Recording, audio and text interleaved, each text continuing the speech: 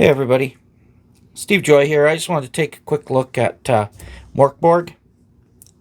It's a really neat game by Stockholm Kartell, and it was published in 2020. It's kind of like an art board come to life. An art board is where you just do a collage of sort of the style or the way that you see your game is going to be. And I thought that was really neat. It's the first time I'd seen something like that. This is based on an earlier game, and that got really popular, and so they made this one. It's incredibly high quality, the book and the printing and stuff in it. And what's neat about it, the thing that really jumps out to me is just the style of it and the feel of the game world that it gives you. The rules are incredibly simple. Basically, you just roll a d20 and you have to get over 12 and you get bonuses and stuff, and that's how the game works.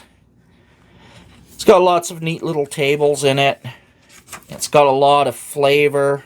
It makes use of all these different fonts, and every page, sort of the style, every page is laid out differently. And I guess it was sort of inspired by heavy metal.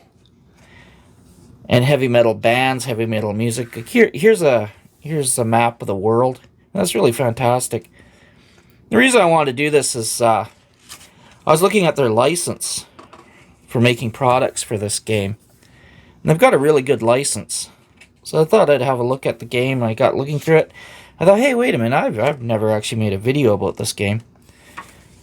So a lot of the character generation is pretty random, like for example for equipment and stuff. It's all quite simple. There aren't a lot of weapons. Everything is very simple. This is the equipment here, for example. And then abilities, you've got agility, presence, strength, and toughness. You roll 3d6. As I said, the tests are on a d12 with a difficulty rating of 12. But you can modify it according to what's going on. GM can. And it's fast-paced, it's violent, it's quick. One thing I really love is that when you level up, your ability scores can change. You roll a 6-sided die, and according to what you roll, they might move up or down. I like that. And it's just really neat how every single page is a different style. I was looking at the license. What got me thinking about it was all this shenanigans with Wizards of the Coast and changing their license. So I just started taking a look at the different licenses that were out there, and I saw this one. I thought, well, that's kind of neat. So the world itself is sort of in a doomed world. Everything's coming to an end. There's a foreboding running through the entire book, which you can probably just see even by me looking through here. And it's quite wonderful, really.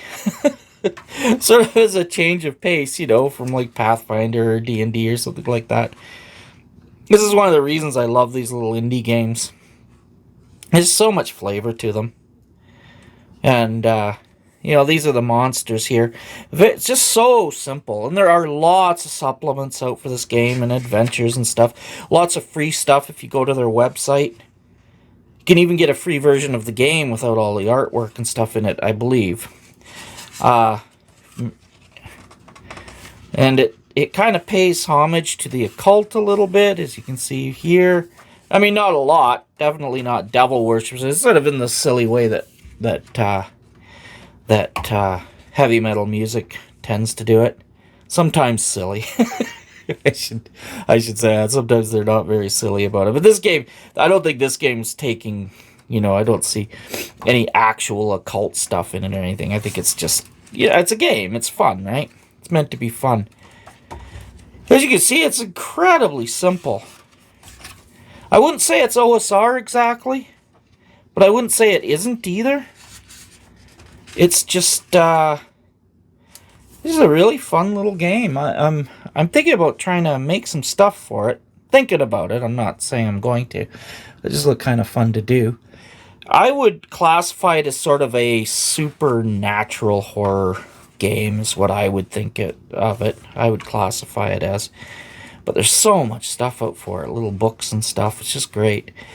One thing I have a little bit of difficulty with, just personally, is that nothing's really laid down too much. I mean, it's very much up to the GM's interpretation of things, and things are left sort of mysterious and just hinted at with